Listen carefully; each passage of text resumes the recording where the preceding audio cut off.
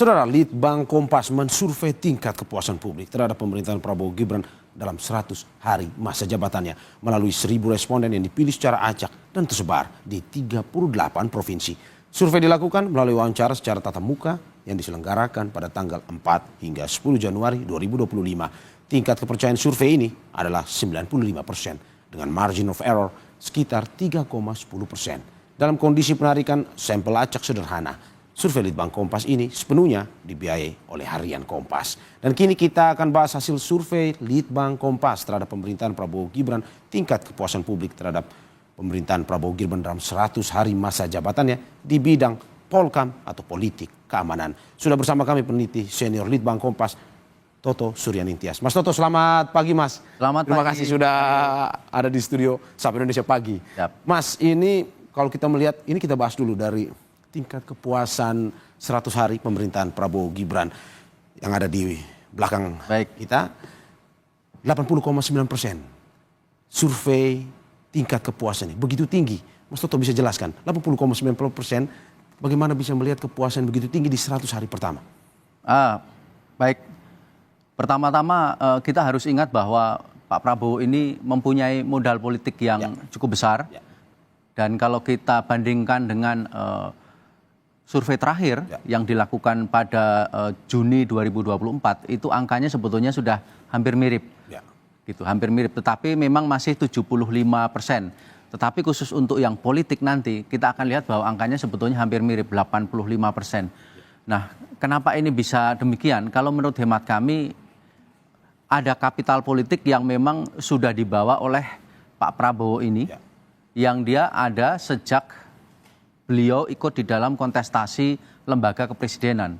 Nah, kapital politik ini lalu ditambah oleh pemilih-pemilihnya Pak Jokowi. Oke, berarti ada gabungan nih Mas? Ada gabungan, sehingga di situ kita bisa lihat kenapa di dalam triwulan ini itu kita bisa melihat ada cara mengapresiasi yang berbeda dari publik.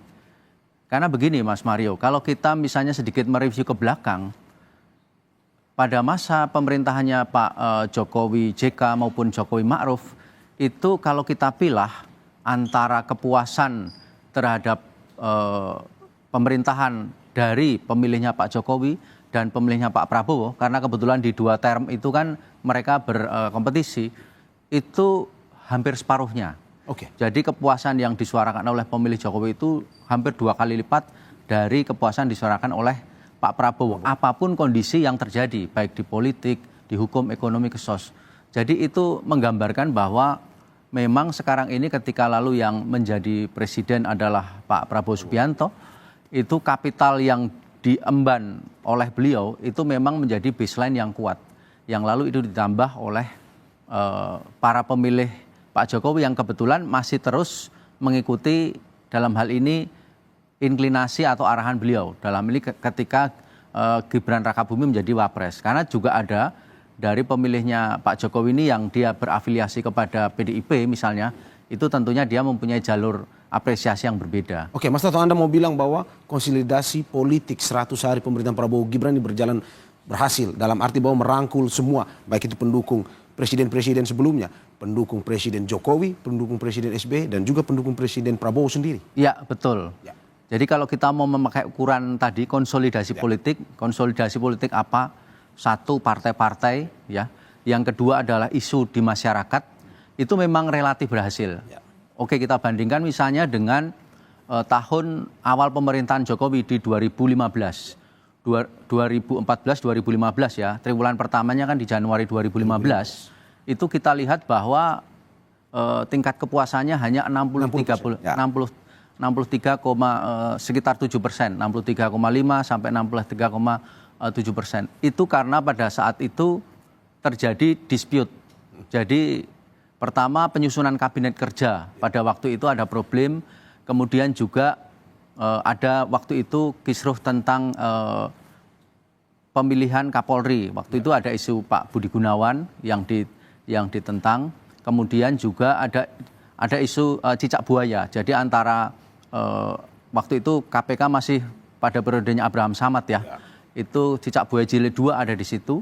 Kemudian juga kalau kita lihat di bulan November pada waktu itu ya, ini dalam narasi narasi di masyarakat ada kenaikan harga BBM. Jadi Pak Jokowi itu begitu dia naik di bulan Oktober itu kemudian beberapa bulan kemudian menaikkan harga BBM. Jadi di politik ada problem, kemudian koalisi kerjanya Pak Jokowi waktu itu melawan koalisi Merah Putih ya, koalisi Indonesia Hebat lawan koalisi Merah Putih itu kan tidak berimbang gitu. Jadi ini beda sekali dengan situasi pada saat ini. Ketika koalisi kerjanya Pak Prabowo itu sudah mampu menghimpun 81% ya dari kekuatan politik yang ada di parlemen. Jadi hampir seluruh partai-partai itu masuk sekarang dalam koalisi Indonesia Kim Plus, sementara yang di luar hanya tinggal PDI Perjuangan.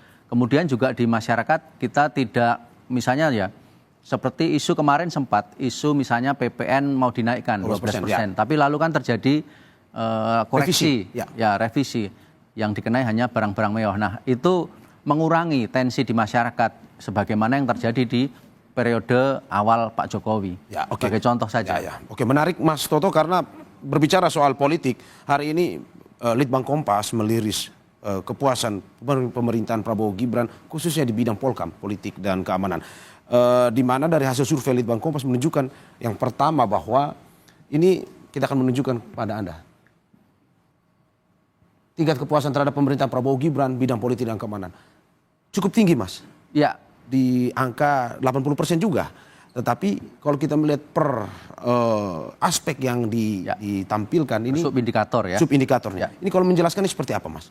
Baik, pertama-tama kalau angka ini dirangkum, kemudian dirangkumnya tidak di rata-rata ya, tetapi di indeks kemudian baru di rata-rata itu adalah angkanya 85,8%. Jadi apresiasi terhadap bidang Polkam untuk triwulan pertama pemerintahan ini adalah 85,8%. Angka masuk tinggi atau bagaimana, Mas? Itu termasuk tinggi rata. Oke. Dalam arti tinggi rata adalah beberapa bulan yang lalu ketika terjadi peralihan dari pemerintahan ini di bulan Juni 2024, jadi proses kan pada waktu itu terjadi transisi dan sudah terjadi pernyataan-pernyataan dukungan ya dari Pak Jokowi kepada Pak Prabowo. Itu juga angkanya sebetulnya 85, sekian persen, sedikit di bawah ini. Naik 0,3% kalau tidak salah. Hanya naik 0,3%. Tapi kalau kita lihat di subindikator, misalnya di sini kita lihat bahwa ada 5 rincian dari kepuasan pada bidang politik dan keamanan, mencakup aspek-aspek yang sebetulnya meliputi aspek-aspek penting dari demokratisasi itu sendiri. Misalnya yang paling penting, Mas Mario, adalah kebebasan berpendapat. Kebebasan berpendapat, kemudian kemampuan masyarakat untuk mendapatkan akses mengontrol jalannya pemerintahan, itu kan hal-hal yang paling penting dari demokrasi. Itu apresiasinya tinggi, 83, sekian persen. Kemudian juga sikap toleransi, 88,6%.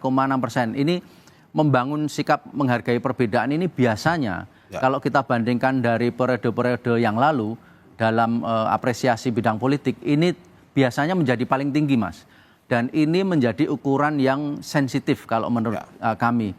Dimana kalau aspek ini sudah turun, itu yang lain juga bisa bahaya. Sama juga ketika aspek politik ini, kalau politik ini turun, itu yang lain bisa bahaya. Makanya kelihatan bahwa pemerintahan sejak Jokowi, bahkan sejak zaman SBY, itu politik itu dijaga sedemikian tinggi. Supaya dia bisa menjadi baseline stabilitas politik untuk bidang-bidang lain. Fondasi lah ya. Tetapi memang masih ada kendala di, di bidang penanganan konflik antar kelompok, terutama isu separatisme yang kita lihat angkanya masih relatif paling rendah, 72,5%. Ya, betul. Mas, bagaimana menjelaskan bahwa ini membangun sikap menghargai perbedaan paling tinggi, 88,6%. Bagaimana menjelaskan bahwa masyarakat pada akhirnya puas terhadap sikap pemerintahan Prabowo menghargai perbedaan? Jadi kalau kita flashback 3 bulan ini, apa yang sudah dilakukan oleh Pak Prabowo atau pemerintahan ini ya, Prabowo Gibran untuk membangun sikap menghargai perbedaan, sebetulnya itu tercermin dari satu, pernyataan-pernyataan elit ya, pernyataan elit dari Prabowo dan elemen-elemen di pemerintahan. Yang kedua adalah situasi konkret yang ada di masyarakat. Jadi Misalnya Pak Prabowo itu pada waktu pelaksanaan pilkada, jelang pilkada 27 Tahun politik 2024 ya? Ya, 27 November 2024 kemarin kan pertama-tama itu kan beberapa waktu sebelumnya beliau menyatakan bahwa alangkah baiknya jika semua bisa masuk. Oke. Bisa masuk dalam gerbong pemerintahan yang baru sehingga bisa membangun negara ini secara bersama-sama. Tapi belakangan ketika ada dispute waktu itu, dispute di Pilkada Banten ya misalnya, lalu Golkar akhirnya mendukung Ibu Airin misalnya kayak gitu. Itu lalu Pak Prabowo di dalam statementnya lalu menyatakan bahwa ya itu enggak apa-apa lah. Pilkada itu kita serahkan pada yang muda-muda. Yang penting kita bersama-sama gitu. Silahkanlah mau pasangan parpol A dengan parpol B, tidak harus semuanya di dalam satu gerbong Kimples. Nah itu kan wujud dari sikap menghargai perbedaan. Oke. Itu di kalangan elit. Nah itu kan turunan ke bawahnya menjadi bagus Mas. Kemudian juga kita tidak lagi melihat di masyarakat selama 3 bulan ini, misalnya demo-demo besar. Jangan salah bahwa demo-demo yang sifatnya konflik, yang sifatnya membenturkan isu horizontal, terutama berbasis pada isu-isu SARA misalnya, itu sensitif dan itu tercermin pada waktu 2019 ketika awal periode kedua Pak Jokowi. Periode kedua Pak Jokowi itu kalau kita flashback ke belakang, kepuasan bidang politik ini bukan 85% begini Mas, tetapi cuma 66% sekitar itu. Oke, jauh di bawah ini ya? Jauh di bawah, karena pada waktu di masyarakat terjadi demo-demo yang sebetulnya terkait, kalau Mas Mario ingat itu terkait dengan revisi Undang-Undang KPK. Ya. Jadi ada soal demo-demo yang terkait dengan revisi Undang-Undang KPK yang lalu dia berimbas pada asumsi atau anggapan di masyarakat bahwa saat ini terjadi konflik di di penyelenggaraan pemerintahan. Oke, selain kita melihat terkait dengan membangun sikap menghargai perbedaan, yang tertinggi kedua di 83,7% menjamin warga bebas berpendapat. 100 hari pertama, Anda melihat Prabowo Gibran memberikan kebebasan kepada masyarakat untuk bisa berpendapat secara bebas atau bagaimana? Ya, ini terkait dengan kalau kita ingat pada waktu periode Pak Prabowo masih menjadi calon presiden, itu selalu ada dalam tanda petik kekhawatiran ya. Bahwa kalau Pak Prabowo ini naik karena beliau dari tentara, lalu akan ada pendekatan yang lebih ketat ya, yang lebih rigid gitu. Misalnya orang takut bahwa nantinya ketika orang berpendapat berbeda, dia akan diingat atau dicatat by name by address misalnya. Nah itu kan kekhawatiran-kekhawatiran yang muncul gitu, karena merefleksikan apa yang terjadi di masa sebelumnya ketika periode awal reformasi, di mana Pak Prabowo memang terlibat dalam beberapa kasus di sana. Nah, aspek-aspek itu kan yang dikhawatirkan publik. Nah, tetapi terbukti selama triwulan ini hal-hal yang dikhawatirkan itu tidak terjadi. Buktinya masyarakat bisa menyuarakan secara bebas, paling tidak di media sosial ya. Meskipun di media sosial juga kita tahu bahwa di sana banyak yang anonim sebetulnya. Tetapi toh kita bisa lihat banyak sekali kasus, terutama kasus-kasus hukum, yang itu misalnya kasus hukumnya bukan hanya sesama warga negara, tetapi antara warga negara dengan misalnya polisi, dengan TNI, atau dengan pejabat, atau bahkan dengan pejabat tinggi misalnya. Atau bahkan pejabat tinggi melakukan pelanggaran lalu lintas misalnya, itu bisa dinyatakan secara terbuka tanpa ada kekhawatiran bahwa akan terjadi risiko terhadap keamanan dirinya. Nah hal-hal itu kan membuat bahwa ternyata pemerintahan ini tidak seperti yang dikhawatirkan gitu. Mas Mario. Oke, Mas, ini singkat saja terkait dengan indikator rasa aman bagi masyarakat Indonesia. Terkait dengan ini kepuasan memang merata kalau dari survei Litbang Kompas bahwa kalangan muda pun menyetujui terkait dengan Polkam ini ada kepuasan. Pun juga kelas ekonomi atas dan bawah pun memberikan rasa yang imbang terkait dengan kepuasan ini. Indikator rasa aman ini seperti apa Mas? Singkat saja. Ya benar Mas Mario tadi, jadi dari berbagai latar belakang responden ketika kita cek, baik demografi, aras politik, usia dan seterusnya, itu memang relatif berimbang. Artinya angka-angka ini memang merata ya. Untuk rasa aman ini terutama adalah rasa aman dari ancaman terhadap dirinya dalam hal kriminalitas, tapi juga sebetulnya juga tidak hanya di dalam negeri tapi juga di luar negeri. Dalam hal inilah adalah nasib para TKI dan TKW. Dan yang kita dapat memang angkanya 77%, bukan angka yang terbaik, tetapi angka ini cukup baik, tapi dengan catatan. Karena kita tahu bahwa belakangan ini kriminalitas memang, terutama kriminalitas yang sifatnya di lingkup orang-orang terdekat, itu sekarang cukup tinggi di masyarakat. Masif ya. Ya, oke.